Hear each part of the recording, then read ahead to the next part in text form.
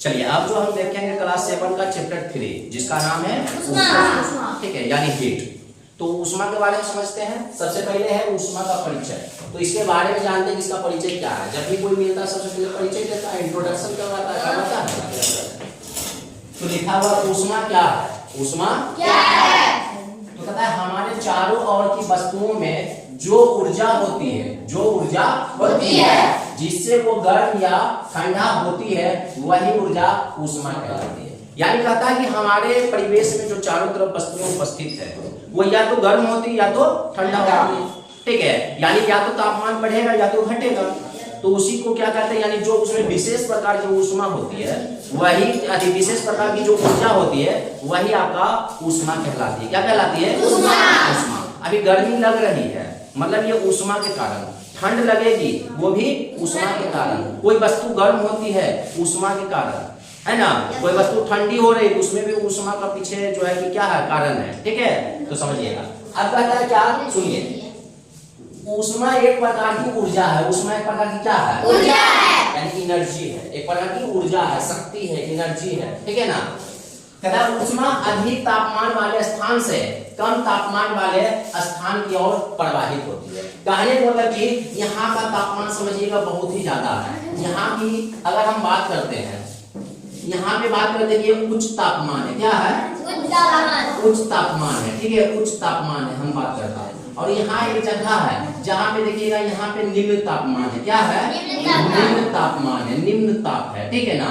अब देखिए ऊष्मा क्या है, यहाँ पे बहुत ही ज्यादा गर्म हो गया। मान के चलो कि यहाँ का ये आसपास एरिया बहुत ही ज्यादा गर्म हो गया। ये गर्म स्थान से किधर जाएगा, यानी बहुत ही ज्यादा गर्म तापमान है, ये धीरे धीरे कहाँ पे प्रवाहित होगा? ठंडे तापमान में। कहाँ होगा? इसमें लिखा गया है कि ऊष्मा अधिक तापमान वाले स्थान से कम तापमान वाले स्थान की ओर प्रवाहित होता है। अधिक मतलब उच्च हो गया और कम मतलब निम्न हो गया। तो उच्च ताप से कहाँ जाएगा? निम्न ताप की तरफ जाएगा। कहाँ जाएगा? उच्च ताप से निम्न ताप की तरफ, ठीक है ना। अब आता है कि गर्म वस्तु एवं ठंडी वस्तु के बारे में जानकारी लेते हैं। अब आपको कैसे पता चलता है कोई वस्तु गर्म है या कोई वस्तु ठंडा? कैसे पता चलता? कैसे बताओ? महसूस करके। कैसे महसूस करते हैं? छूकर, त्वचा से। अच्छा, क्या आपको जाके छुएंगे? नहीं। तो उसका कुछ ना कुछ तो ऊष्मा हमारे पास भी आएगा। तो वहाँ के जो वातावरण होगा उससे भी तो महसूस करते हैं। लेकिन यहाँ कोई वस्तु ठंडा या गर्म का पता लगाना, उसको छू के तो देख ही सकते हैं, लेकिन बहुत ही ज्यादा गर्म है तो उसको छुएंगे? नहीं ना। देखिए इसी में लिखा हुआ है गर्म वस्तु। क्या लिखा है? यानी हॉट थिंग की बात करते हैं। कहता है जिन वस्तुओं का तापमान अधिक होता है, देखिए जिस वस्तु का तापमान अधिक होगा वो वस्तु का होगा? गर्म होगा। क्या होगा? गर्म होगा। जैसे देखिए, जैसे में लिखा हुआ है उबला हुआ पानी। अब उबला हुआ पानी क्या है? 60 डिग्री सेल्सियस से लेके 100 डिग्री सेल्सियस तक हो सकता है, यानी ये बहुत ही ज्यादा गर्म हो सकता है। अब हल्का गर्म है, छू के पता कर लिए, लेकिन अब बहुत ज्यादा उबल रहा है, उसमें हाथ दे देंगे तो क्या हो जाएगा? अरे हाथ दे देंगे क्या हो जाएगा? जल जाएगा। क्या हो जाएगा? जल जाएगा, ठीक है ना। उसी प्रकार देखो बाद में लिखा है सूर्य। अब देखिए सूर्य के पास जाइएगा ना, पीछे में नहीं समझ में आ रहा है कोई बात की। अगर सूर्य के पास जाएगा तो सूर्य का अधिकतम तापमान होता है 6000 डिग्री सेल्सियस। कितना होता है? 6000 डिग्री सेल्सियस होता है। तो सोचिए कितना ज्यादा गर्म होगा। उसके बाद आग जाइएगा तो आग जो 100 डिग्री सेल्सियस से ऊपर भी मिल सकता है, कम भी मिल सकता है। तो आग के पास जाएंगे तो उसको छू के थोड़ा ना पता करेंगे, उसके आसपास के वातावरण में, उसके आसपास के हवाओं से भी पता चलेंगे कि यहाँ पे गर्म है कि ठंडा है। अगर ठंडा महसूस कर रहा है शरीर तो यहाँ पर ठंडा वातावरण है, अगर गर्म महसूस कर रहा है तो यहाँ का वातावरण गर्म है, उष्ण है, ठीक है ना। इस प्रकार गर्म का पता चलते हैं। फिर आती है ठंडी वस्तु। कहता है जिन वस्तुओं का तापमान कम होता है, देखो तापमान अधिक है तो गर्म, अब कम है तो ठंडा, तापमान कम है तो ठंडा, तापमान अधिक है तो गर्म, तो वो ठंडी होती है। जैसे बर्फ छुए ना आप लोग, बर्फ वाला आइसक्रीम तो क्या लगता है? ठंडा लगता है, कनकन जिसको बोलते हैं, ठीक है। तो बर्फ, आइसक्रीम, फ्रिज में रखा हुआ सामान सब कैसा लगता है? ठंडा। यानी ये सब क्या लगता है? ठंड लगता है, ठीक है ना। तो ये सब ठंडी वस्तुएं हो जाएंगी। गर्म वस्तुएं और ठंडी वस्तुओं का सूची बनाने के लिए कहेगा तो तुम लोग बना सकते हो, ठीक है। अब जानते हैं हम लोग ऊष्मा का महत्व। किसके बारे में जानते हैं? ऊष्मा के महत्व। आखिर इसका क्या क्या इंपोर्टेंस है, ठीक है ना। कहता है वस्तुओं का ठंडा या गर्म होना ऊष्मा के कारण होता है। किसी भी वस्तु का गर्म या ठंडा होना किसके कारण होता है? ऊष्मा के कारण, ठीक है ना। जैसे कि आप लोग देखते हैं गर्मी के दिन में बहुत सारी वस्तुएं गर्म हो जाती है और ठंडी के दिन में ठंडे हो जाते हैं ना, क्योंकि गर्मी के दिन में तापमान ज्यादा होती है और ठंडे के दिन में तापमान कम होती है, ठीक है। अगर ऊष्मा के कारण ही हमारे शरीर का तापमान बना रहता है, यानी हमारे शरीर का जो तापमान बना हुआ है वो भी किसके कारण है? ऊष्मा के कारण। किसके कारण है? ऊष्मा के कारण। फिर कहता है भोजन पकाने, पानी गर्म करने, घर को गर्म रखने आदि में ऊष्मा का उपयोग होता है। अब घर को ठंडे के समय में घर को गर्म रखना है, किसका प्रयोग करें? ऊष्मा का। हम लोग हीटर वगैरह चला लेते हैं ना, हीटर का इस्तेमाल करते हैं, आग का इस्तेमाल करते हैं, अंगीठी जला लेते हैं, तो उससे क्या होता है? वातावरण गर्म हो जाती है। पौधे और जानवरों के जीवन निर्वाह के उपयुक्त तापमान आवश्यक होता है। कहता है कि पौधे और जीवन निर्वाह करने के लिए होगा, ठीक है। जीवन निर्वाह के लिए उपयुक्त तापमान आवश्यक है। फिर कहता है विभिन्न उद्योगों और मशीनों के कार्य करने के लिए ऊष्मा की आवश्यकता होती है। देखिए विभिन्न प्रकार के उद्योग करते हैं या मशीन चलाते हैं तो उसमें ऊष्मा का क्या होता है? उपयोग होता है। अब मान के चलो हम समोसा बेचेंगे, क्या बेचेंगे? पता है ना समोसा, मोटू पतलू जो कुरकुरी नगर में बिकता है, तो यानी हम समोसा बेचेंगे तो उसके लिए हमको देखो अब समोसा को छानना है ना, तेल में पहले कढ़ाई को गर्म करेंगे, तेल रहेगा, तेल उबलेगा तभी तो समोसा को पकाया जाएगा। उसमें ऊष्मा का उपयोग हो रहा है कि नहीं हो रहा? बहुत ही ज्यादा हो रहा है ना, ये हो रहा है। यानी इसमें भी क्या है, यानी कि विभिन्न उद्योगों और मशीनों को कार्य करने के लिए ऊष्मा की आवश्यकता होती है। अब जानिए तापमान क्या होता है, टेम्परेचर क्या होता है, तापमान है क्या? तो सुनिए, कहता है किसी वस्तु के गर्म या ठंडा होने की डिग्री को तापमान कहते हैं। जो हम लोग पढ़ते हैं मैथ में डिग्री, ऐसे करके किसी भी संख्या के ऊपर लिख देते हैं, ऐसे करके लिख देते हैं, यही ना डिग्री होता है ना। जैसे ये 5 डिग्री लिखे है ना, तो डिग्री कहता है किसी भी वस्तु के गर्म या ठंडा होने की डिग्री को ही क्या कहते हैं? तापमान कहते हैं। क्या कहते हैं? जिस वस्तु का तापमान अधिक होगा वह अधिक गर्म होती है, और जिसका तापमान कम होता है वो क्या होती है? ये क्लियर। अब जैसे तुमको हम दिखा रहे हैं चित्र, यहाँ पे लिखे हैं उच्च ताप, यहाँ पे लिखे हैं कम ताप। यहाँ पे बहुत ही ज्यादा ताप है, देखो ये गर्म वस्तु है और यहाँ का तापमान थोड़ा सा इससे कम है, क्या है ना। अब तापमान की इकाई, आखिर यूनिट ऑफ टेम्परेचर, तापमान की इकाई क्या होती है, ठीक है ना। अब तापमान की इकाई की बात करते हैं, समझिए। कहता तापमान की माप के लिए सेल्सियस पैमाने का उपयोग किया जाता है। यानी किस पैमाने का उपयोग किया जाता है? सेल्सियस। किस पैमाने का? सेल्सियस। तापमान की इकाई डिग्री सेल्सियस होता है। तापमान की इकाई क्या होती है? Degree Celsius. देखो डिग्री पहले लिखा है, 80 का मतलब सेल्सियस। और सेल्सियस को स्पेलिंग में लिखिएगा तो उसका पहला अक्षर क्या लिखा सी। यही हो गया डिग्री सेल्सियस। क्या हो गया? Degree Celsius. तो ये एकदम याद रखिएगा कि तापमान की इकाई क्या होता है? Degree Celsius. क्या होता है? Degree Celsius. अगला पॉइंट है कि ताप मापने की विधि। आखिर कौन कौन से विधि से हम तापमान को माप सकते हैं? तथा मुख्यतः 2 विधि है। पहला स्पर्श इंद्रियां या त्वचा की सीमा, यानी त्वचा मतलब अपने हाथ की सीमा, जो भी आपका शरीर में त्वचा है, ठीक है ना, इसकी सीमा। कहता है कोई वस्तु गर्म या ठंडा है या नहीं, इसका पता अपने हाथ या त्वचा से लगा सकते हैं। अपने हाथ या त्वचा से लगा सकते हैं, तो उसको छू के या अपने त्वचा को लगा के देख सकते हैं, कहीं भी देख सकते हैं ना। फिर कहता है हमारा त्वचा एक निश्चित ताप तक ही तापमान का पता लगा सकता है, इसलिए यह विधि विश्वसनीय नहीं होता है, क्योंकि यह हमें धोखा दे सकता है जिससे त्वचा जल सकती है। बात समझ रहे हैं ना? यानी हाथ से छूना किसी भी गर्म चीज को खतरा से खाली है? हाँ सर। कैसे खाली? नहीं। अगर कम गर्म रही तब तो कोई बात नहीं, हाथ बचल है। अगर बहुत ही ज्यादा गर्म हो गई तब हाथ क्या होगा? तो क्या होगा? जल जाएगा। तो खतरा का ना निशानी हुआ। इसलिए ये जो स्पर्श इंद्रियां यानी त्वचा की सीमा का मापांक विधि है, ये क्या है? खतरनाक है। क्या है? ये उतना ज्यादा उचित नहीं है। अगला ताप मापी या थर्मामीटर। तो कहता है किसी वस्तु की उष्णता यानी गर्मी की विश्वसनीय माप उसकी ताप से की जाती है। ताप मापने का विश्वसनीय यंत्र कौन सा? थर्मामीटर। यानी ताप मापने का विश्वसनीय यंत्र कौन सा? थर्मामीटर। यानी कि ये वाला विधि ज्यादा अच्छा नहीं और ये वाला विधि अच्छा, क्योंकि एक मशीन यंत्र के द्वारा मापा जाएगा, ठीक है ना। इससे एग्जैक्ट यानी पूरा पूरी पता लगेगा कि कोई वस्तु कितनी गर्म है, ठीक है ना, कोई वस्तु कितनी ठंडी है, कोई वस्तु कितनी गर्म है, इसका तापमापी से पता किया जाएगा, ठीक है। अब दो नोट पॉइंट लिखे, पानी का हिमांक यानी बर्फ बनने का तापमान। अब देखिए पानी ही एक ऐसा पदार्थ है जो तीनों अवस्था में पाया जाता है, ठोस में, द्रव में, गैस में पाया जाता है। भाप बनेगा तो गैस बन जाएगा, पानी में रहेगा द्रव बन जाएगा, अब बर्फ रहेगा तो ठोस बन जाएगा, ठीक है। तो पानी तो वही कहता है कि देखिए पानी को तुम लोग फ्रिज में जमाते हो तो उसको जमने के लिए कितना डिग्री सेल्सियस चाहिए? 0 डिग्री सेल्सियस, यानी 0 डिग्री सेल्सियस पर पानी जमता है। ये उससे नीचे नीचे जाएगा और जल्दी जमेगा, बात समझ में आया ना। तो सबसे पहले बात, पानी का हिमांक, पानी का हिमांक, हिमांक का मतलब क्या होता है? बर्फ। हिमांक मतलब आइसक्रीम का दूसरा नाम है हिमक्रीम। क्या नाम है?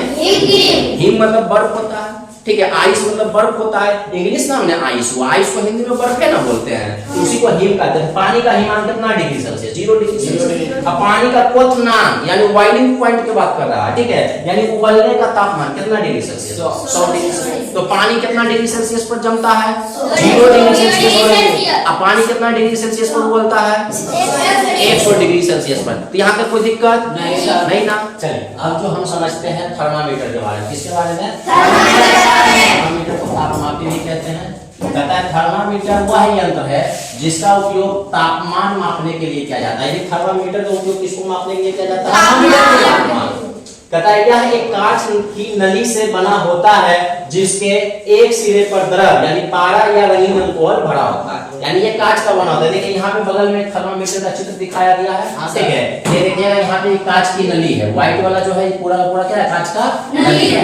ये देखिए 0, 10, 20, 30, 40, 50 लिखा गया, ये स्केल है, ठीक है ना, यानी इसको स्केल है, मापने वाला, पढ़ने वाला, पठन है। ये देखो एक द्रव भरा गया है, ठीक है ना, ये रंगीन द्रव आपको दिख रहा है, ये पारा हो सकता है या रंगीन अल्कोहल हो सकता है। पारा का दूसरा नाम मरकरी भी है। क्या है?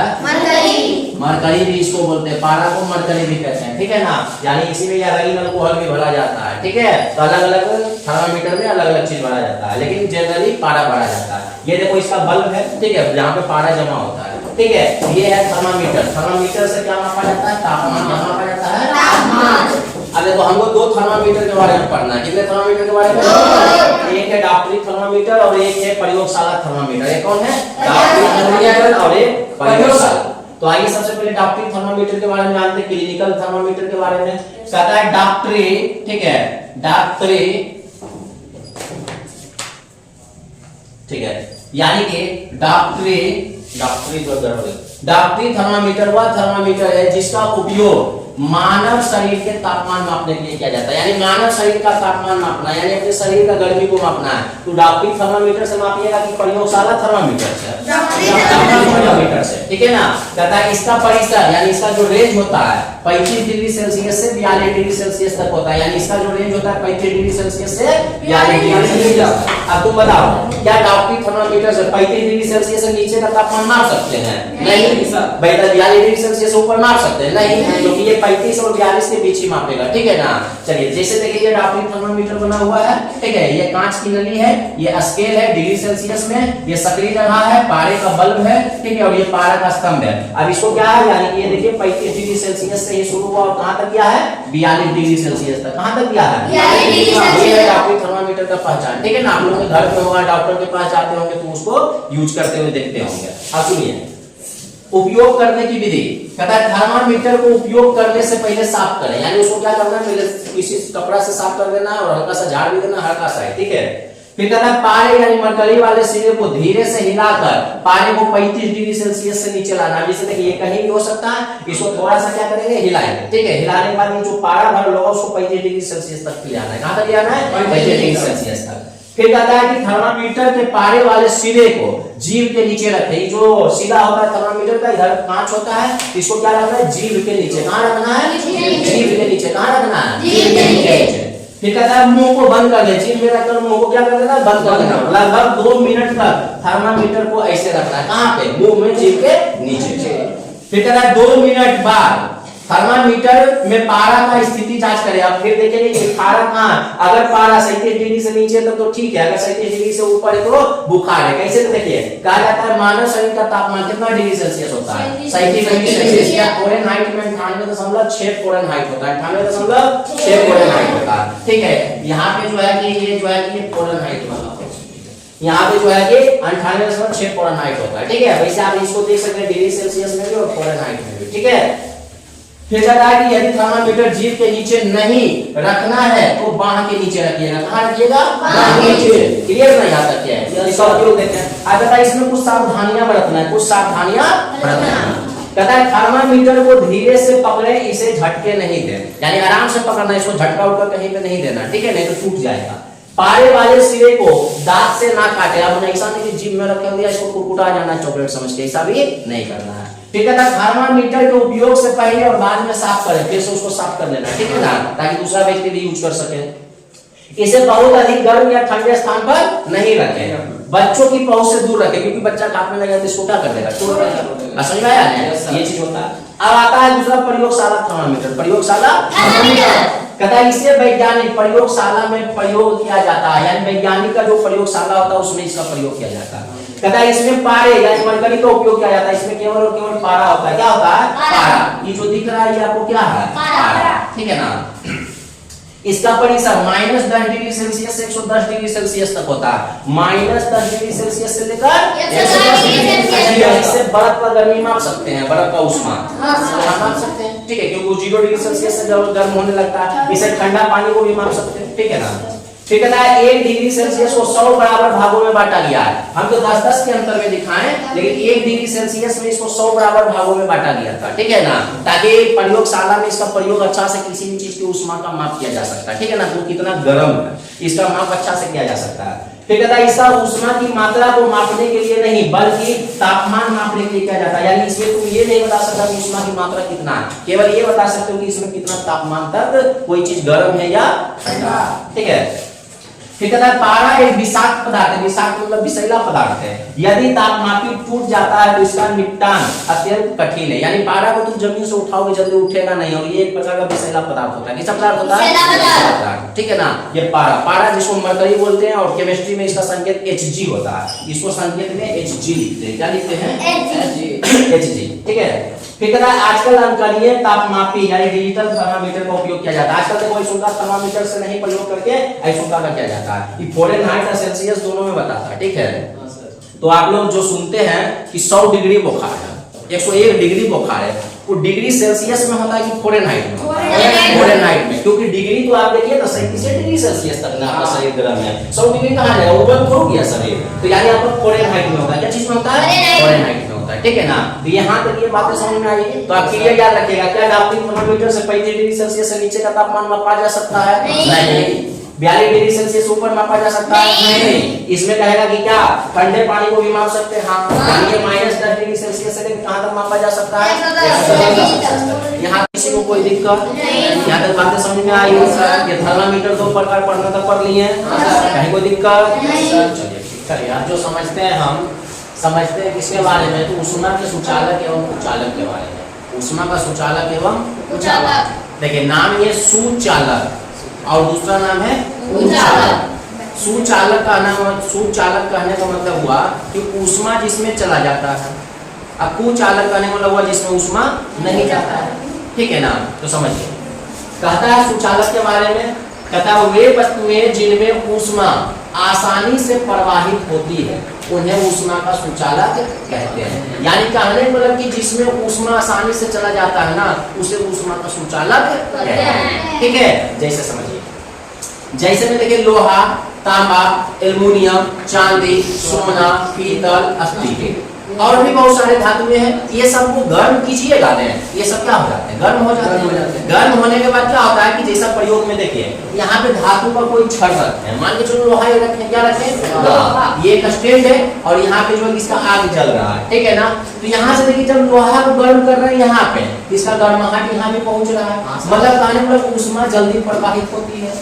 यानी कहने मतलब आपको हम कहेंगे कोई लोहा को गर्म कीजिए, तो जब आप लोहा को गर्म कीजिएगा तो क्या होगा, जब यहाँ पे आग दीजिएगा तो धीरे धीरे गर्म होते होते ये ऊष्मा क्या करेगा, इसके भीतर चलना शुरू करेगा और धीरे धीरे चलते चलते चलते एक छोर से कहां पहुंच जाएगा, दूसरे छोर। तो देखिएगा एक साइड गर्म की है, दूसरा साइड भी गर्म हो गया ना।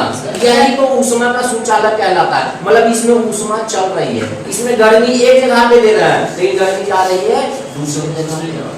यही कहलाती है ऊष्मा का सुचालक। क्या कहलाती है, ऊष्मा का सुचालक। जैसे देखिए कहता है सुचालक वस्तु ऊष्मा को एक सिरे से दूसरे सिरे तक जल्दी पहुंचा देती है।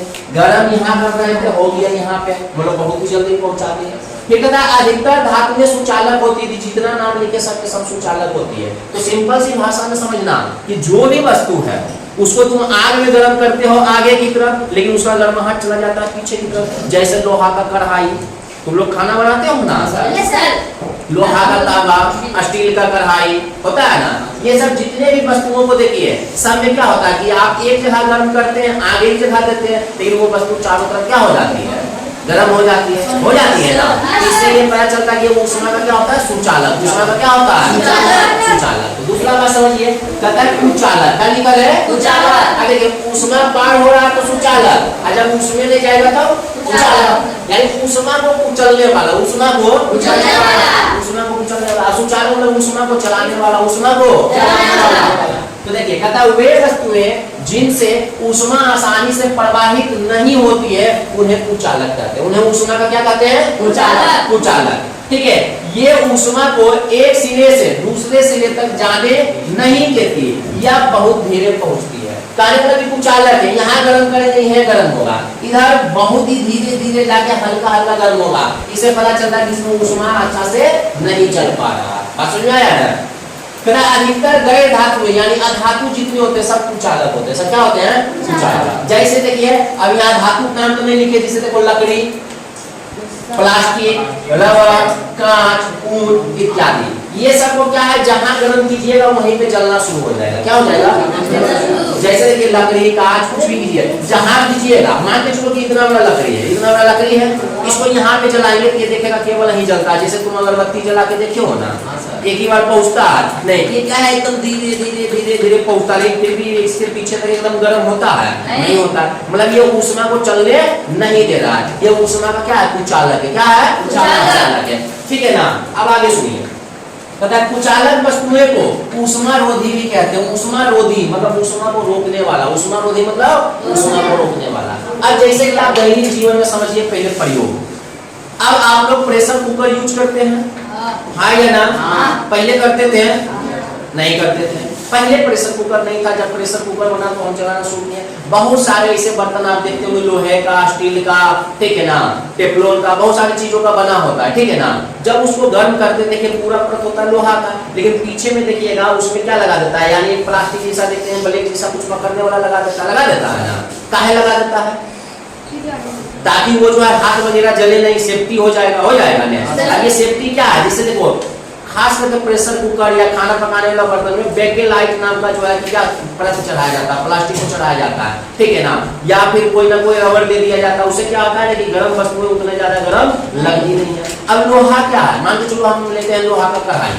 लोहा का जब कढ़ाई लेते हैं, चलिए तवा ले लेते हैं, लोहा का जब तवा लेते हैं रोटी बनाने के लिए, तो लोहा तो एक जगह गर्म होता है, चारों तरफ गर्म हो जाता है, उसका हैंडल एक बना दिया जाता है। तो क्या करते हैं कि पुराने जमाने के जब आप देखते होंगे तवा को, उसमें हैंडल बड़ा लंबा दे दिया जाता था ताकि उसको इजीली पकड़ सके। लेकिन फिर भी वो गर्म हो जाता था, तो लोग क्या करते थे, कपड़ा से उसको पकड़ते थे ना, ताकि हाथ हमारा नहीं चले। तो पता चलता था लोहा की ऊष्मा का सुचालक है, लोहा तो ऊष्मा का सुचालक है। तो बाद में धीरे धीरे प्रयोग होते गया, और जो है कि वहां पे क्या किया, बाद में उसका एक हैंडल बनाया और उसमें लकड़ी ठूसना शुरू कर दिया। तो देखते हैं आजकल जितने भी तवा होता है उसके पीछे हैंडल लगा होता है लकड़ी का। वो लकड़ी क्यों देता है, लकड़ी ऊष्मा का कुचालक होता है, जिससे यानी व्यक्ति का हाथ पूरा सेफ रह जाता है, जलता है नहीं जलता। तो इसी प्रकार आप प्रेशर कुकर में देखते हैं, बहुत सारे प्लास्टिक कढ़ाई में देखते हैं कि प्लास्टिक जैसा कुछ चढ़ा दिया जाता है। ठीक है ना। वो सब बेकेलाइट की परत चढ़ा दिया जाता है, जो कि बहुत ही ज्यादा गर्म करने पर भी नहीं जलता है। ठीक है। लेकिन बहुत ज्यादा गर्म करेंगे तो धीरे धीरे खत्म होना शुरू हो जाएगा। इसीलिए देखते हैं खाना बनाने वाले जितने भी वस्तुएं हैं, ठीक है, वो सब के पीछे कुछ ना कुछ सेफ्टी दे दिया जाता है ताकि ऊष्मा उसके अंदर पूरा ना चल सके। समझ में आया? तो ये सुचालक और कुचालक समझ में आया, ठीक है ना? जिसमें ऊष्मा पार हो जाएगा उसको सुचालक, और जिसमें ऊष्मा पार नहीं होगा क्या? दो उदाहरण लिखने के लिए लिख दीजिएगा, ठीक है ना? चलिए अब हम समझते हैं कि विभिन्न वस्तुओं में ऊष्मा का स्थानांतरण। सबसे बड़ी बात ये समझेंगे ऊष्मा चलती कैसे है। ऊष्मा चलने की विधियां भी होती है, ठीक है ना? जैसे चालन, विकिरण, संवहन, तो ये सब भी जानेंगे थोड़ा थोड़ा। लेकिन उससे पहले जानते हैं कि विभिन्न वस्तुओं में ऊष्मा का स्थानांतरण यानी ये ट्रांसफर कैसे होता है। आखिर ऊष्मा को हम आगे दे रहे थे, पीछे कैसे जा रहा है, ट्रांसफर कैसे हो रहा है। तो सुनिए, कहता है सबसे पहले हम जाने ऊष्मा का प्रवाह, यानी इसका फ्लो होने का क्या जो है कि यानी हीट जो फ्लो होता है किसी चीज में कैसे होता है, इसका प्रवाह क्या है। तो समझिए, कहता ऊष्मा हमेशा गर्म वस्तु या अधिक ताप वाले क्षेत्र, देखिए लिखा हुआ गर्म वस्तु या अधिक ताप वाले क्षेत्र से ठंडी वस्तु या कम ताप वाले क्षेत्र की ओर प्रवाहित होती है। यानी ऊष्मा हमेशा पूरा गर्मी से कहाँ जाएगा? ठंडी वस्तु, यानी गर्म वस्तु से ठंडी वस्तु, या गर्म जगह से ठंडी जगह की तरफ, गर्म जगह से ठंडी जगह की तरफ। तो ये ऊष्मा का प्रवाह कहा जाता है इसको। ये क्या, इसको क्या कहा जाता है? ऊष्मा का प्रवाह। आप हमेशा याद रखिएगा कि ऊष्मा जो चलती है गर्म वस्तु से लेके ठंडी वस्तु की तरफ, यानी गर्म से कहाँ जाएगा? ठंडी की तरफ। बात समझ में आया? जैसे एग्जांपल समझिए, मान के चलिए कि ये चूल्हा है, ठीक है? ये चूल्हा, अब चूल्हा में आग जल रही है, तो वो गर्म है कि ठंडी है? गर्म है। अच्छा, चूल्हा के ऊपर, ठीक है, चूल्हा के ऊपर हम रख देते हैं, मान के चलो, लो हम यहाँ प्रयोग करके दिखाते हैं। लो यहाँ पे हम मान लेते हैं इस प्रकार से ये चूल्हा, ठीक है, ये यहाँ पे चूल्हा, और यहाँ पे क्या है? आग जल रही है। क्या जल रही है? आग जल रही है। अब यहाँ पे मान के चलिए कि कोई वस्तु, यानी कि मान के चलिए कोई कटोरा यहाँ पे रख देते हैं ना, और इसमें पानी रख देते हैं ना, हाँ या ना? रख दिए। अब देखिए ये आग जो था कैसा था? गर्म था, और ये जो पानी था ये कैसा था? अब देखिए आग दे रहा है, ये गर्मी जा रही है, और ये धीरे धीरे धीरे धीरे देखिए इस वस्तु की तरफ जा रहा है, ठंडी वस्तु की तरफ। तो ऊष्मा जो है कि नीचे से ऊपर जा रही है, हाँ या ना? इसमें पता चलता है कि ऊष्मा हमेशा गर्म वस्तु से कहाँ जाती है? या गर्म क्षेत्र से कहाँ जाती है? ठंडी क्षेत्र की। अगर मान लीजिए यहाँ बहुत ज्यादा गर्मी है तो सब दिन गर्मी रहेगा नहीं, जहाँ पे ठंडा धीरे धीरे ऊष्मा वहाँ चल जाएगी ना। समझ रहे हैं ना? वही चीज देखिए, गर्म वस्तु से कहाँ गई? ठंडी वस्तु। तो याद रखिएगा कि ऊष्मा का प्रवाह हमेशा गर्म वस्तु से कहाँ होती है? ठंडी वस्तु की ओर, ठंडी वस्तु या गर्म क्षेत्र से कहाँ होती है? ठंडी क्षेत्र की ओर। अब आगे समझते हैं इसका क्या लॉजिक है, तो समझिएगा। कहता है अधिक ताप से कम ताप की ओर ऊष्मा का प्रवाह। आखिर अधिक ताप से कम ताप क्यों जा रही है? तो सुनिए, कहता है ऊष्मा का स्थानांतरण हमेशा उच्च ताप से कहाँ होती है? निम्न ताप की ओर, यानी कि बहुत ज्यादा हाई टेम्परेचर से लो टेम्परेचर की ओर जाएगा, हाँ या ना? समझिए ना, जब ये रड है लोहा का, इसको यहाँ पे गर्म करना है, यहाँ पे हाई टेम्परेचर है, और इस छोर पे देखिएगा, यहाँ पे देखिए यहाँ गर्म कर रहे हैं, नहीं कर रहे हैं, ये लो टेम्परेचर है। अब देखिए धीरे धीरे ये हाई टेम्परेचर है, इसमें धीरे धीरे ऊष्मा क्या चलेगा? चलते जाएगा, और यहाँ पे पहुँच जाएगा, हाँ या ना? तो यही तो जा रहा है, हाई टेम्परेचर से कहाँ जा रहा है? लो टेम्परेचर की ओर। उच्च ताप से कहाँ जा रहा है? निम्न ताप की ओर। तो याद रखिएगा ऊष्मा का प्रवाह हमेशा उच्च ताप से कहाँ होती है? निम्न ताप। लेकिन क्या ये हमेशा चलते रहेगी? मान के चलो हम आग लेना बंद कर दिए, हमेशा चलती रहेगी? नहीं चलती रहेगी। ये क्या धीरे धीरे धीरे धीरे धीरे क्या हो जाएगा? एक समान गर्म हो जाएगा। क्या हो जाएगा? एक समान गर्म। और जब एक समान गर्म हो जाएगा तो उसको संतुलित बोलेंगे, बैलेंस बोलेंगे ना। तो समझिए, बताइए कि जब तक कि दोनों वस्तुओं का तापमान समान ना हो जाए, इसे ऊष्मीय संतुलन कहते हैं। क्या कहते हैं? यानी आप किसी भी वस्तु को कितना भी गर्म कर दीजिए,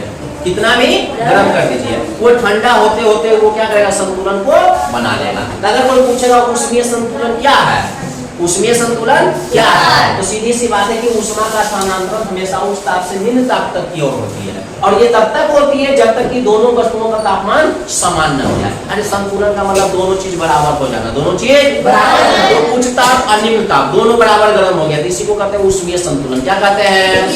ऊष्मीय संतुलन। क्या कहते हैं? ऊष्मीय संतुलन। क्या सारे वस्तुओं में ऊष्मीय संतुलन का काम होता है या नहीं होता है? हाँ या ना? होता है। क्यों होता है? देखिए आप लोग कढ़ाई में खाना बना रहे हैं, तो वो तब तक ही हीट रहेगा, तब तक कि उसको वातावरण का चारों तरफ का ऊष्मा उसका क्या होगा, यानी कि उसका गर्माहट वो वातावरण अपनी ओर ना खींच ले। तो वो देखेगा जैसा वातावरण वैसा आपका कढ़ाई हो जाएगा, ठंडा हो जाता है ना। तो ये क्या होगा, यही तो उसमें संतुलन बन रहा है, हाँ या ना।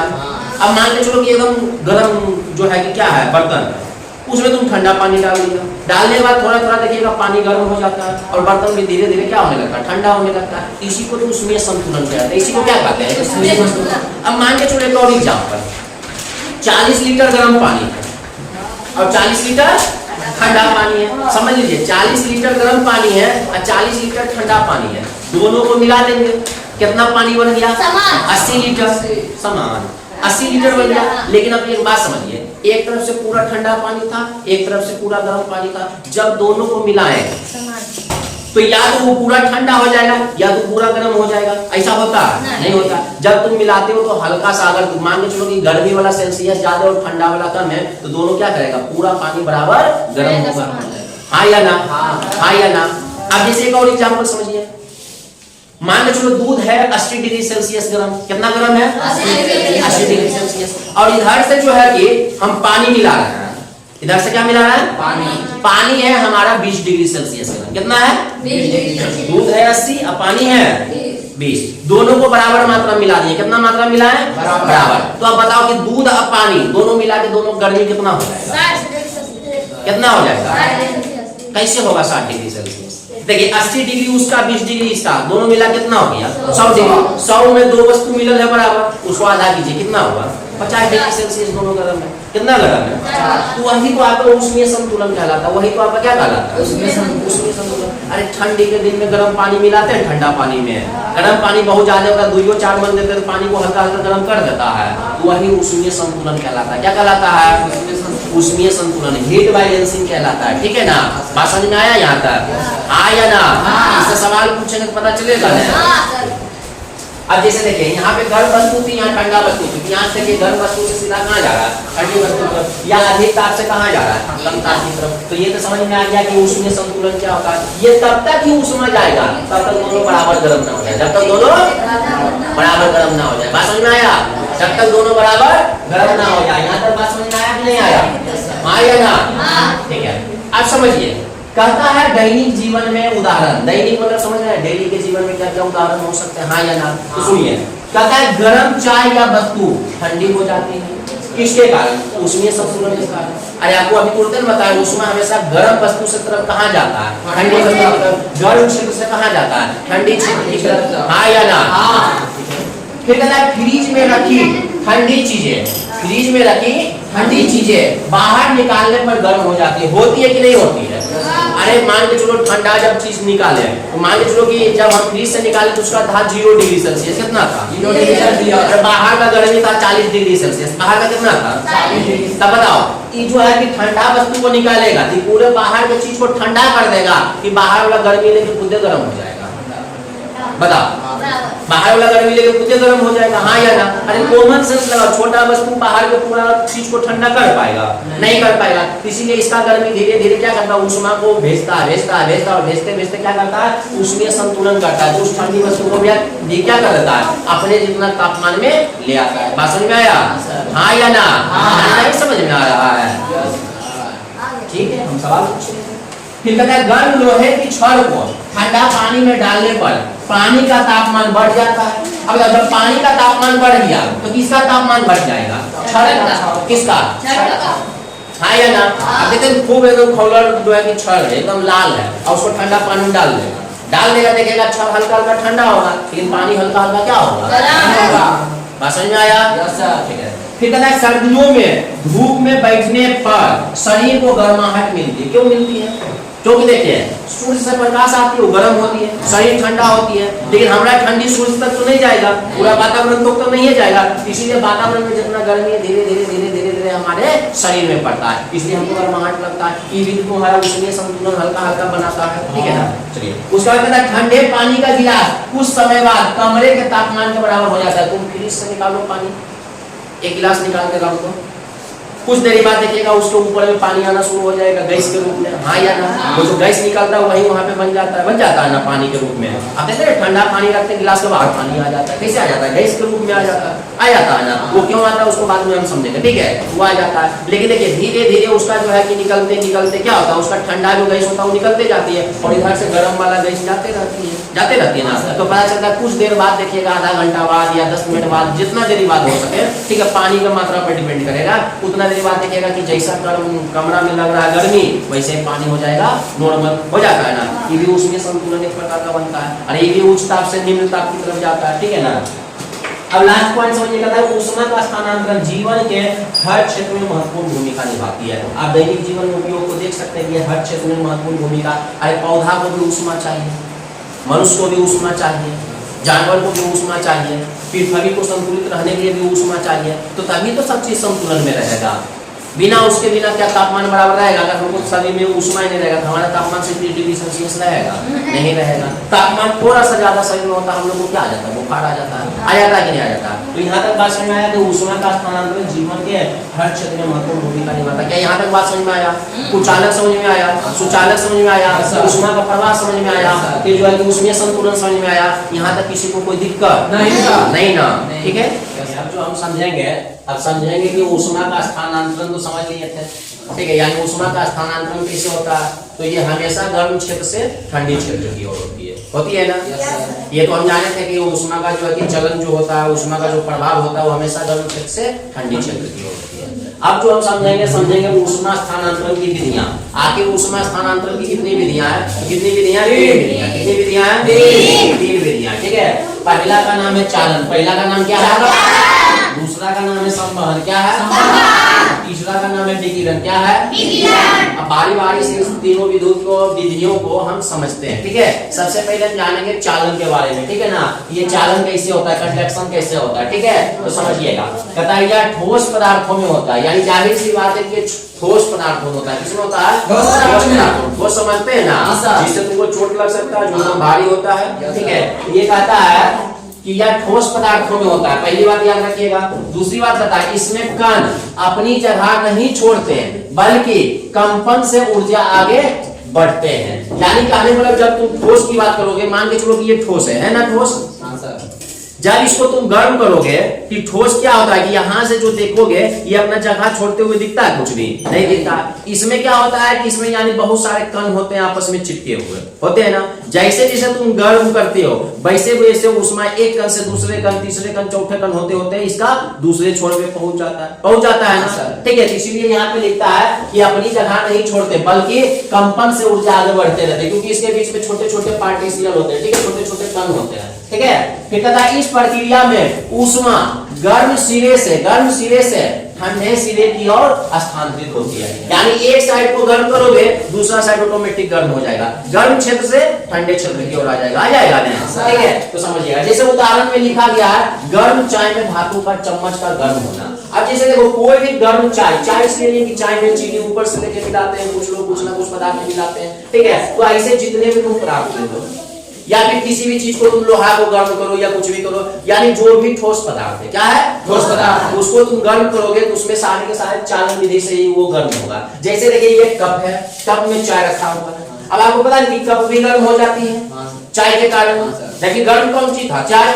कप गर्म था नहीं, लेकिन चाय से कप भी गर्म हुआ। लेकिन इसमें जब चम्मच डाले तो चम्मच इतना डुबल था, इतना डुबल नहीं था। फिर क्या हुआ? धीरे धीरे इसमें देखिए ऊष्मा आया, चाय का जो एनर्जी था इसमें आया, इसका एनर्जी इसमें आया, जो हीट एनर्जी था, हीट एनर्जी इसमें आने के बाद देखिए जो इसका हीट एनर्जी था धीरे धीरे कण बाय कण देखिए धीरे धीरे कहां पहुंच गया? ऊपर पहुंच गया। यानी गर्म यहाँ किए थे लेकिन ऊष्मा के कारण गर्म यहाँ पे हो गया ना। यही ऊष्मा का स्थानांतरण हो रहा है, लोहे का चम्मच गर्म हो जा रहा है। तो यहाँ तो बात समझ में आ रहा है कि जितने भी ठोस पदार्थ हैं सभी में चालन विधि से क्या होता है? ऊष्मा स्थानांतरित होती है, ऊष्मा स्थानांतरित होती है। कोई बोलेगा कि तावा को गर्म कर रहे हैं उसका हैंडल गर्म हो गया, किसके कारण? चालन के कारण। किसके कारण? चालन के कारण। तो जितने भी ठोस पदार्थ है सब में ऊष्मा का स्थानांतरण कौन सा विधि से होगा? चालन। यहाँ तक किसी को कोई दिक्कत नहीं सर। अब आगे समझते हैं संवहन। संवहन विधि क्या है? कहता है यह विधि से ऊष्मा का स्थानांतरण द्रव एवं गैस में होता है। किसमें होता है? द्रव एवं गैस में होता है। द्रव पदार्थ यानी तरल पदार्थ और गैस में होता है, ठीक है ना। इस विधि में गर्म कण हल्के होकर ऊपर उठते हैं और ठंडे कण उनकी जगह लेती है, और ठंडे कण उनकी जगह लेती है। अब आपको पता है, क्या पता है कि देखिए, अब जैसे कि देखिए आप जानते होंगे कि मान के चलो यहाँ पे हमें वायुमंडल बनाते हैं। क्या बनाते हैं? वायुमंडल। अब आपको पता है कि हवा ऊपर से नीचे आती है, हाँ या ना? फिर नीचे से ऊपर भी जाती है, हाँ या ना? जाती कि नहीं जाती? यानी ये जो है कि हवा हमेशा रोटेट करते रहती है, घूमती रहती है, ठीक है ना। यानी एक प्रकरण में चलते रहती है। इसमें क्या होती है? देखिए ये जो है कि गर्म हवा होती है और ये जो है कि ठंडी हवा होती है। ठंडी हवा भारी होती है, ठंडी हवा कैसी होती है? गर्म हवा हल्की होती है। गर्म हवा कैसी होती है? हल्की। हल्की होने के कारण ये ऊपर उठ जाता है और भारी होने के कारण ठंडी हवा कहाँ चले जाता है? नीचे आ जाता है। यानी कि यहाँ से देखिएगा ये एक चक्र बनाता है, चक्र बना रहा है ना, जिसको वायु चक्र कहते हैं। क्या कहते हैं? वायु चक्र। इस चक्र में देखिएगा क्या होगा, गर्म हवा हमेशा नीचे से ऊपर जाएगा और ठंडी हवा हमेशा ऊपर से नीचे जाएगा। बात समझ रहे ना? गर्म हवा ऊपर जाएगी, ठंडी हवा नीचे आएगी। अब गुब्बारा लेते हैं ना, जब गुब्बारा में गैस भर देते हैं तो उसमें जो है क्या होता है, धीरे धीरे वो ऊपर चला जाता है, ठीक है। उसका भी कारण बताएंगे क्यों होता है। तो समझिएगा ये क्या है कि याद रखिएगा पहले, ये जो गर्म हवा होती है, गर्म हवा जो होती है कैसी होती है? हल्की। कैसी होती है? हल्की। ठंडी हवा कैसी होती है? भारी। ये जब संवहन की बात होती है ना, देखिए कहता है कि गर्म कण हल्के होकर ऊपर उठ जाते हैं, गर्म कण ऊपर उठ रही है और ठंडी कण उनकी जगह ले लेती है, यानी फिर से ठंडी कण देखिए नीचे आ जाती है ना। तो इस प्रकार से ये संवहन विधि काम करती है। जैसे उदाहरण देखिए पानी का उबलना। जब आप पानी को उबालते हैं, मान लीजिए इस पानी को, यानी कि हम इसी चाय में समझाते हैं, चाय उबल रहा है, चाय उबलता है, किस प्रकार से इसका भाप निकलता है कि नहीं निकलता? हाँ या ना? अगर आप लोग भाप को देखें तो गौर से, अगर नहीं देखे तो प्रेशर कुकर वाला भाप को देखिए, वो भाप निकलेगा ऐसे ऐसे ऐसे घूमते घूमते नजर आएगा। आता कि नहीं आता? तो क्या होता है, वो गर्म हवा निकलती धीरे धीरे ऊपर उठती, फिर ठंडा होती नीचे आती है, फिर ऊपर उठती फिर नीचे होती है। ये संवहन विधि होता है। क्या होता है? संवहन होता है। उसी प्रकार देखिए समुद्री तथा स्थलीय समीर का चलना, यानी समुद्र के किनारे जो हवा चलती है दिन में और जो चलती है रात में, उसका भी कारण क्या है? संवहन। क्या है? संवहन। फिर कहता है वायुमंडल में बादलों का बनना। वायुमंडल में बादलों का बनना ये भी संवहन का कारण है। कैसे समझिए, मान के चलिए यहाँ पे क्या है? यहाँ पे वायुमंडल नहीं, यहाँ पे नदी है या तालाब है या समुद्र है। क्या है? यहाँ पे पानी है। क्या है? पानी है। ऊपर से सूरज की रोशनी आई, हाँ या ना? सूरज की रोशनी आई, गर्म होगी कि ठंडी? ऐसी बात, गर्म होगी। तो जब आती है तापमान पड़ती है, पानी गर्म होती है, गर्म होने के बाद ये जो है कि देखिए द्रव से क्या चीज में बदलती है? गैस में। क्या चीज में बदलती है? गैस में। ये जब गैस बनती है तो धीरे धीरे हवा के साथ ये जो है कि जब आता है भाप तो ये गर्म हो जाती है। गर्म होने के बाद ये धीरे धीरे कहाँ उठ जाएगा? ऊपर। ये ऊपर जाती है, ऊपर जाने के बाद कुछ दूर टहला बुला, उसके बाद ये फिर क्या हो जाती है? ठंडा। ठंडा होने के बाद एक दूसरे के साथ जब जमा हो जाती है तो वो बादल का निर्माण कर देती है ना। तो समझ रहे ना, भाप उठ रही है, ऊपर जाके ठंडा हो रही है, ठंडा होने के बाद वहां जमा हो रही है, वही आपका बादल का निर्माण कर रहा है। तो गर्म हवा नीचे से ऊपर, अपनी ठंडी हवा ऊपर से नीचे, ऊपर नीचे, ऊपर नीचे, एक रोटेशन में चल रहा है ना। क्या कहलाता है? संवहन। क्या होता है? संवहन। तो याद रखना कि पानी का उबलना हो, कहेगा सब पानी है, ताकि कोई भी गर्म चीज का उबालो ना, सब में भाप बनवे करेगा, यानी भाप का बनना। पानी का उबलना, समुद्री तथा स्थलीय समीर का चलना, वायुमंडल में बादलों का बनना, ये सब किसका उदाहरण? संवहन के कारण। किसके कारण है? संवहन के कारण। यहाँ तक बात समझ में आया? तो चालन समझ में आया, चालन में ऊष्मा कैसे ट्रांसफर होती है, संवहन में ऊष्मा कैसे ट्रांसफर होती है, यानी यही गर्म हवा जाती है, ऊष्मा को लेकर फिर ठंडा होती है, ऊपर नीचे चलते रहती है। अगला पॉइंट है विकिरण। क्या है? विकिरण। रेडिएशन के बारे में समझते हैं। देखिए इसका नाम है रेडिएशन। कहता है कि इसके लिए किसी माध्यम या हवा की जरूरत नहीं होती है, यानी इसके लिए ठोस द्रव गैस होना कुछ भी जरूरत नहीं है, ठीक है। कहता है कि ये विद्युत चुंबकीय तरंगों के रूप में चलता है। अब विद्युत चुंबकीय तरंग क्या है? जैसे कि देखिए घंटी आप देखे हैं, स्विच वहां दबाते हैं, एक तरंग उत्पन्न होती है, अरे हम बोल भी रहे हैं तो तरंगे उत्पन्न हो रहा है, तरंग उत्पन्न होती है और जाती है घंटी के पास, तुरंत बजना शुरू हो जाती है, जो भी गाना सेट है उसमें या जो भी आवाज सेट है, यानी कि वो क्या होता है, यानी चुंबकीय तरंग उठ के जाता है। तो कहता है ये विकिरण भी उसी की तरह काम करती है, उसी की तरह काम करती है। जैसे देखिए सूरज का गर्मी, जो सूरज का गर्मी आता है ये विकिरण के माध्यम से आता है, एक रेडिएशन के माध्यम से आता है, ठीक है ना, एक तरंग के माध्यम से आता है। कहता है अलार्म या हीटर का गर्मी, अब तुम लोग ठंडा के समय में देखते हो ना, बोरसी के पास या के पास बैठ जाता है, गर्म हो जाता है, तुम्हारा शरीर हो जाता है ना। उसके बाद आप देखते हैं कि जो हीटर चलाते हैं उससे भी शरीर गर्म हो जाता है ना। इसका भी गर्मी किसके कारण होता है, विकिरण के कारण। ठीक है, गर्म बर्तन का ठंडा होना, इंपोर्टेंट बात, गर्म बर्तन का ठंडा होना, ये भी किसके कारण हो रहा है, विकिरण। क्योंकि गर्म वस्तु है वो धीरे धीरे उसका रेडिएशन यानी कि तरंग के रूप में निकल रहा है, ये धीरे धीरे धीरे धीरे ठंडा हो रहा है। क्या हो रहा है, इन तीनों का समझ में आई? Yes sir. तो ऊष्मा स्थानांतरण की कितनी विधियां, पहला कौन सा, दूसरा कौन सा, तीसरा कौन सा, चालन विधि से कौन सा पदार्थ गर्म होगा, संवहन किसमें होगा, द्रव एवं गैस में। विकिरण के लिए कोई माध्यम का जरूरत नहीं। सूर्य का जो रोशनी आता है जिससे गर्मी लगती है वो किसके कारण होता है, चालन के कारण, संवहन के कारण, विकिरण के कारण। हीटर का जो गर्मी लगता है किसके कारण, विकिरण के कारण। गर्म बर्तन का ठंडा होना किसके कारण होता है, वायुमंडल का गर्म या ठंडा होना किसके कारण, बनना किसके कारण, पानी का उबलकर जो भाप बनता है उसका। ठीक है, लोहा के कढ़ाई को गर्म किए नीचे में, लेकिन गर्म हो गया पूरा जगह, किसके कारण, यहाँ तक बात समझ में? Yes sir. चलिए इसमें हम दो शब्द लिखे, समुद्री तथा स्थलीय समीर, इसके बारे में समझते हैं कि समुद्री समीर क्या है और स्थलीय समीर क्या है। ठीक है, तो देखिए पहले लिखे हैं समुद्री समीर यानी सी ब्रीज और दूसरा लिखे लेट ब्रीज, यानी ये देखो समुद्र में चलने वाली हवा और ये जो है जमीन पे चलने वाली हवा। क्या है, बात को समझिए। कहता है समुद्र की ओर से स्थल की ओर आने वाली हवा को समुद्री समीर कहते हैं।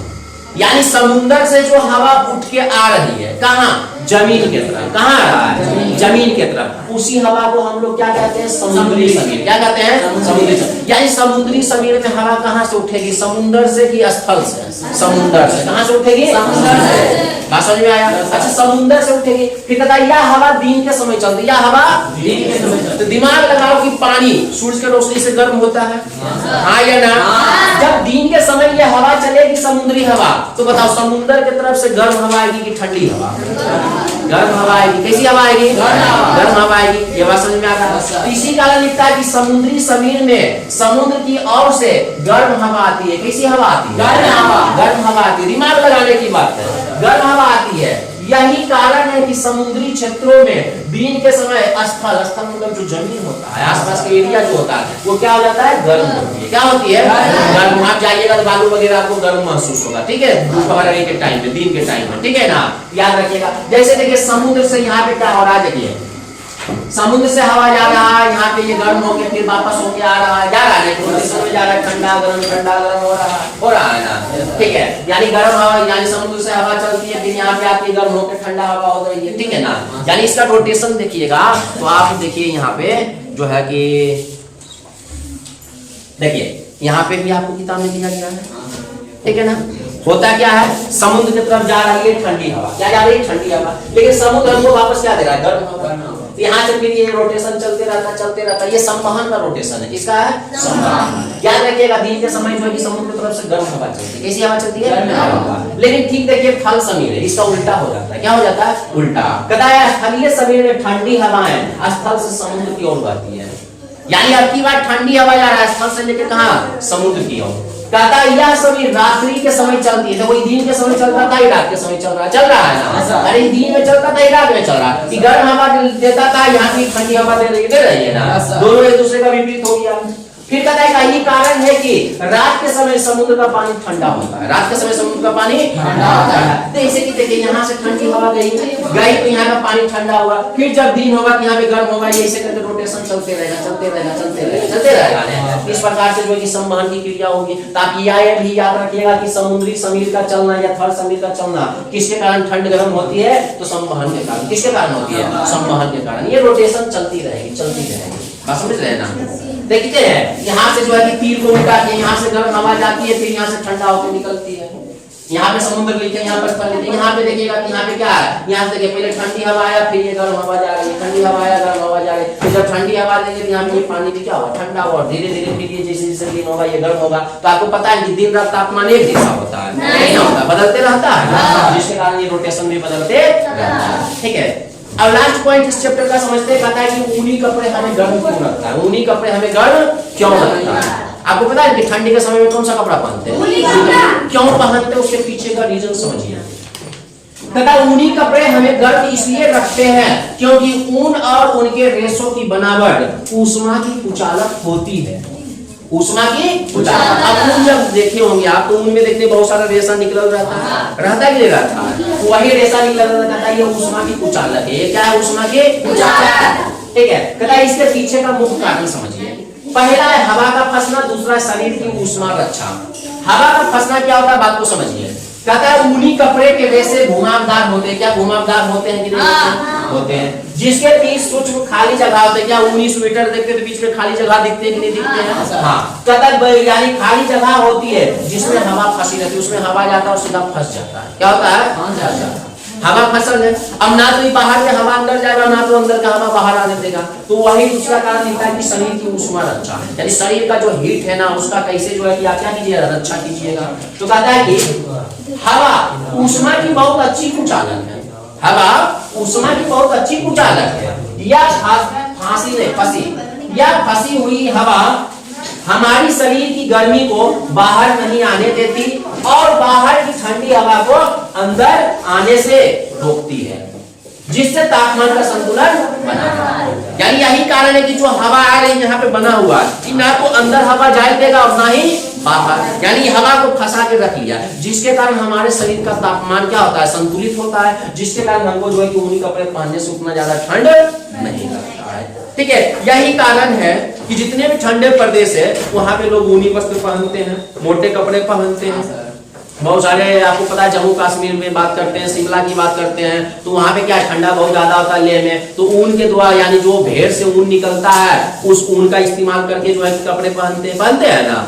अच्छा, ऊन में सबसे अच्छा ऊन कौन सा पता है, बताए थे, पश्मीना ऊन, जो कि जो है कि लद्दाख के भेड़ के नस्ल से निकाला जाता है। भेड़ के जो नस्ल होते हैं यानी कि वहाँ पे लद्दाखी भेड़, उसके नस्ल यानी उसके बालों से क्या करते हैं, पश्मीना ऊन को निकाला जाता है, वो सबसे अच्छा ऊन होता है। ठीक है, तो ऊन में भी क्वालिटी होता है। तो इसका कारण है ये हवा का फंसना और शरीर की ऊष्मा रक्षा करना। तो उसी से रिलेटेड एक क्वेश्चन भी है, कहता है क्या ऐसा घर बनाना संभव है जिन पर बाहर की गर्मी या सर्दी का कोई प्रभाव ना पड़े, यानी कहता बाहर कितना भी गर्मी हो चाहे बाहर कितना भी सर्दी हो, इससे हमारे अंदर में कोई प्रभाव नहीं पड़ेगा।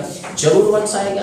जैसे स्वेटर बना है वैसे घर बनाएंगे, जैसे स्वेटर बना है वैसे क्या बनाएंगे, तो हम समझते हैं कैसे, कहता हाँ संभव है यदि घरों का निर्माण खोखली ईंटों से किया जाए। देखिए यहाँ खोखला था ना ऊन, तो उसमें हवा फंस जाती है। ये कहता है खोखली ईंट, यानी ईंट को अंदर से भरना न है, बाहर से ही उसको केवल क्या करना है, यानी कि पूरी तरीके से एकदम जमा देना है, अंदर खोखला होना चाहिए। कहता है अगर खोखली ईंटों से किया जाए तब इनके बीच वायु फंसी रहेगी, जिससे तापमान का संतुलन बना रहेगा। यानी जैसे स्वेटर बना है वैसे आप घरों में जो है कि खोखली ईंटों का इस्तेमाल कर सकते हैं। और आजकल किया भी जा रहा है, बड़े बड़े होटलों में किया जा रहा है, बड़े बड़े लोग बना रहे हैं, यानी खोखले ईंट का क्या कर रहे हैं, प्रयोग कर रहे हैं। क्या कर रहे हैं, प्रयोग कर रहे हैं। ठीक है, जैसे आप लोग बहुत सारे देखते होंगे कि स्कूल की भी बात करते हैं, तो उसके ऊपर देखते हैं ऐसे ऐसे करके प्याली वाला दिया हुआ रहता है, डिजाइन नहीं रहता है, देखते हैं चाय वाला प्याली को खोस दिया जाता है।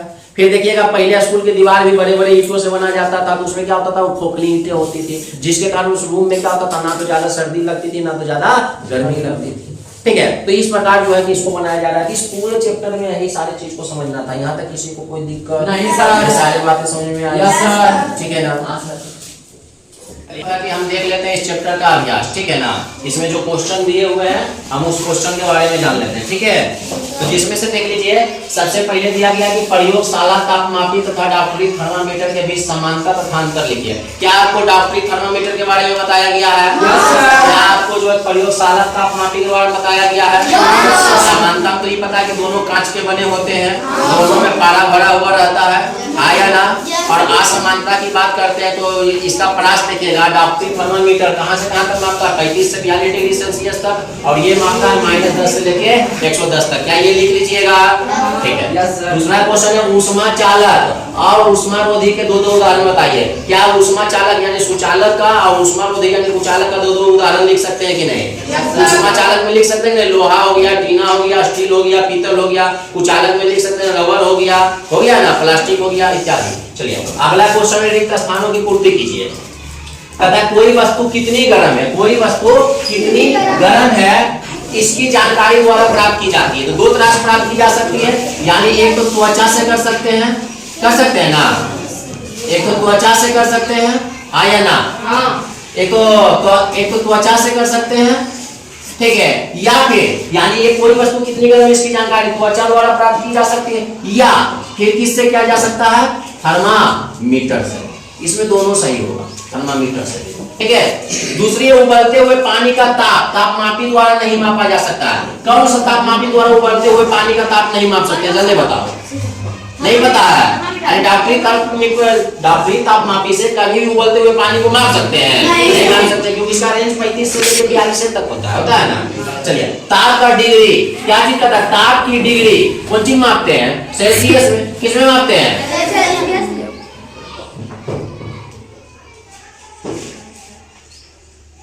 सेल्सियस में। किसमें मापते हैं? सेल्सियस में, ठीक है ना, डिग्री सेल्सियस में। उसके बाद स्टील की एक ठंडी चम्मच गर्म दूध के प्याले में रखी गई है, यह अपने दूसरे सिरे तक ऊष्मा का स्थानांतरण किया कौन सा विधि द्वारा? कुछ नहीं जानते आप लोग, चालन द्वारा। दूसरा है बिना किसी माध्यम द्वारा ऊष्मा का स्थानांतरण, बताओ वो कौन सा विधि है जिसमें किसी भी माध्यम का आवश्यकता नहीं पड़ता है? विकिरण। कौन सा है? विकिरण। चलिए अगला कहता है हल्के रंग के वस्त्रों की अपेक्षा गहरे रंग के वस्त्र ऊष्मा का अधिक अवशोषण करता है, ये क्लियर है। फिर कहता है कि थल समीर बहने का समय, बताओ थल समीर का कब बहता है? रात में। समुद्री समीर का कब बहता है? दिन में। गहरा रंग आप कब पहनना पसंद करते हैं? सर्दियों में। और जो है कि हल्के रंग का पहनना पसंद करते हैं गर्मियों में। सिंपल सी बात है।